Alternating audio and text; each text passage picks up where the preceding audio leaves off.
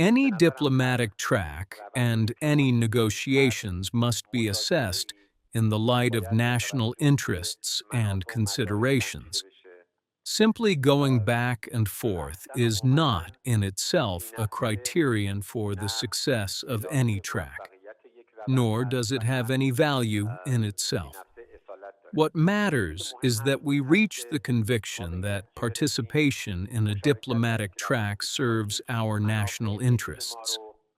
For this reason, the decision regarding this process, as with any other negotiations, is made with great care and by taking all aspects into consideration. As of now, I can say that no final decision has been made regarding whether or not to participate. This does not mean hesitation or a lack of decision. Rather, the reason is clear.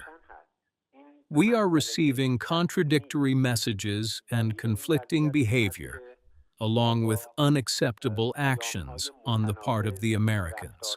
Let's review the past 2 weeks and the events we have witnessed. If we observe the situation, we see from the very beginning a clear breach of the ceasefire agreement by the Americans. The ceasefire in Lebanon was supposed to be part of the agreement and a matter of mutual commitment, but unfortunately, it has not been adhered to. Despite the fact that the Prime Minister of Pakistan confirmed in the initial statement regarding the ceasefire, following the efforts made and the negotiations held in Islamabad, that it had been agreed that the other party would honor its commitments. Under the same understanding, the foreign minister announced on April 4th via a tweet that Iran would fulfill its obligations within that framework. What was the other side's response?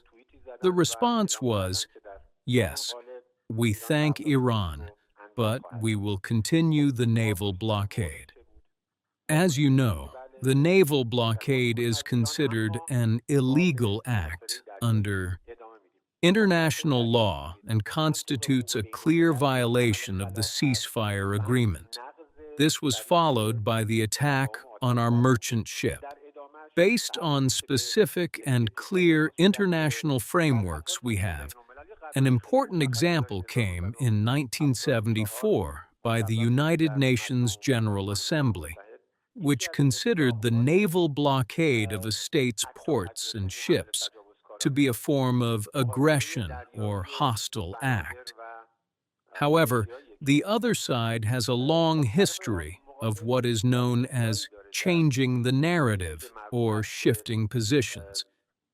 It continues to accuse Iran, but it is clear that the war was started by the other side through a military attack, and that breaches of the agreement subsequently continued on their part.